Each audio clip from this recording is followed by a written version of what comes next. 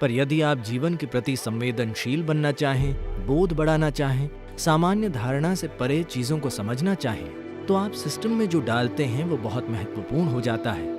अगर हम ये देखें कि शरीर कैसे भोजन से सबसे ज्यादा खुश है, शरीर सबसे ज्यादा आराम में है, तो आप स्वाभाविक रूप से पाएंगे कि शाकाहारी या पौधों पर आधारित भोजन खाकर शरीर सबसे ज्यादा आराम में है। मैं दिन में एक ही बार खाता हूँ, जो मुझे पूरे 24 घंटे चलाए रखता है।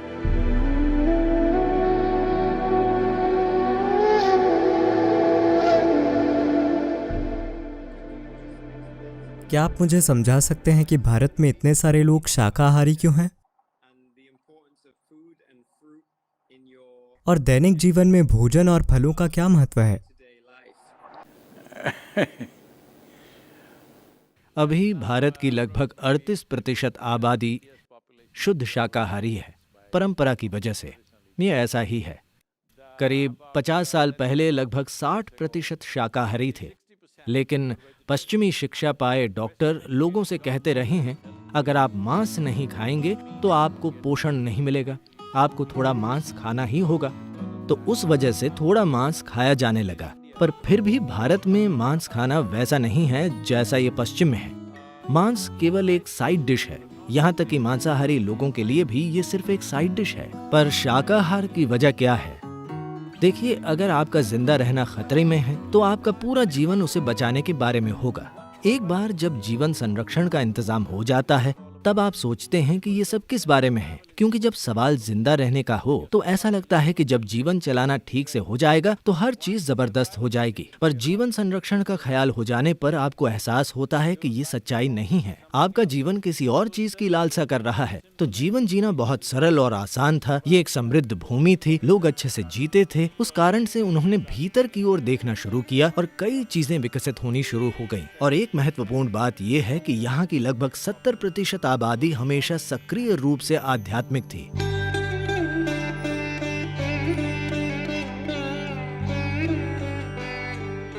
भीतर मुड़ना जीवन का एक महत्वपूर्ण हिस्सा था। इस वजह से जब वे भीतर की ओर मुड़े तो उन्हें एहसास हुआ कि वे जो खाते हैं उससे फर्क पड़ता है। यदि आप सिर्फ ताकतवर बनना चाहते हैं तो बहुत सारा मांस खाकर मांसपेशियां विकसित कर सकते हैं और एक दूसरे से लड़ सकते हैं। पर अगर आप ये देख रहे हैं कि जीवन के प्रति संवेदनशील कैसे बने, जिसे सामान्य बोध माना जाता है, उससे परे की चीजों का बोध कैसे करें, तब आप सिस्टम में जो खाना डालते हैं वो बहुत महत्वपूर्ण हो जाता है।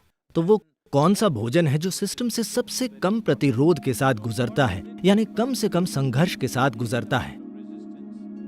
तो इसे समझने के लिए आइए इसे ऐसे देखते हैं। जैसे मिसाल के लिए, अगर आप कच्चा मांस खाते हैं तो मांसाहारी जानवरों की तुलना में मानव सिस्टम में, सारे मांसाहारी जानवरों में आहार नली की लंबाई उनके शरीर की लंबाई की लगभग बस 3 गुना होती है। सभी शाकाहारी जीवों की आहार नली की लंबाई शरीर की लंबाई से 5 से 6 गुना तक होती है।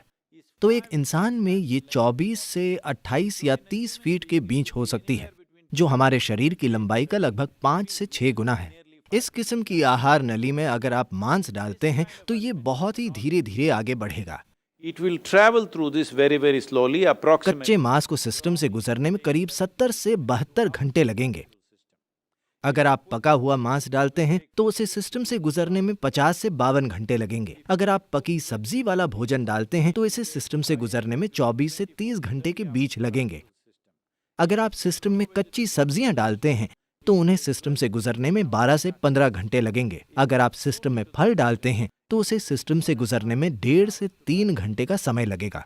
तो हमने ये पहचानना शुरू किया कि वो कौन सा भोजन है जिससे शरीर में कम से कम मल बनता है, कम से कम अशुद्धियां बनती हैं और जो सिस्टम से बहुत शीघ्रता से गुजरता है। क्योंकि योग में ये एक महत्वपूर्ण चीज है। हम सब अभी भी इन चीजों का ख्याल रखते हैं कि अगर हम कुछ खाते हैं तो 2.5 घंटे में हमें भूख लगनी चाहिए, हमारा पेट खाली हो जाना चाहिए, पर हम खाते नहीं हैं। पेट खाली है पर हम ऊर्जावान हैं तो हम खाते नहीं हैं। तो आमतौर पर यहाँ योगा केंद्र में हर कोई सिर्फ 2 बार खाता है। पहला सुबह 10 बजे, दूसरा शाम को 7 बजे बस। मैं ज्यादातर दिनों में सिर्फ 1 बार खाता हूँ। अगर मैं यात्रा कर रहा हूँ तो शायद थोड़ा ज्यादा खाता हूँ, पर आमतौर पर घर पर मैं 1 ही बार खाता हूँ। सुबह या शाम में? तो वो एक भोजन आप कब करते हैं? आमतौर पर मैं शाम के 4:30 से 5 बजे खाता हूँ, जो मुझे पूरे 24 घंटे चालू रखता है। ये कोई नियम नहीं है, बात बस इतनी है कि जरूरत इतनी है।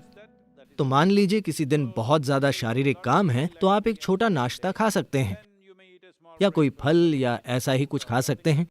Food is not to be made into a philosophy or a kind of a… भोजन को फिलॉसफी या कोई धार्मिक प्रक्रिया नहीं बनाया जाना चाहिए। भोजन शरीर की जरूरत है। अगर हम इस पर गौर करें कि शरीर किस तरह के भोजन से सबसे ज्यादा खुश है, शरीर सबसे ज्यादा आराम में है, तो आप स्वाभाविक रूप से पाएंगे कि शाकाहारी या पौधों पर आधारित भोजन खाकर शरीर सबसे ज्यादा आराम से और सहज है। ये शरीर लचीला और आराम में है और इसे रोजाना कम काम करना पड़ता है। तो स्वाभाविक रूप से जिन्होंने अपने शरीर की प्रकृति पर गौर किया, वे सहज ही शाकाहारी बन गए। जब सवाल जिंदा रहने का था तो कुछ भी शिकार करना और उसे मारकर खाना एक स्वाभाविक प्रक्रिया थी। पर जब समाज बस गए तो वे जो चाहे उगा सकते थे, और फिर जैसे जैसे उन्होंने खुद पर ज्यादा से ज्यादा ध्यान दिया और जीवन बस किसी तरह जिंदा रहने के बारे में नहीं रहा, बल्कि अपने जीवन को बोध और अनुभव के ऊंचे स्तर तक उठाना बन गया, तब इंसान स्वाभाविक रूप से शाकाहारी बन गया। ये एक स्वाभाविक प्रक्रिया है, ऐसा हर जगह होना तय है।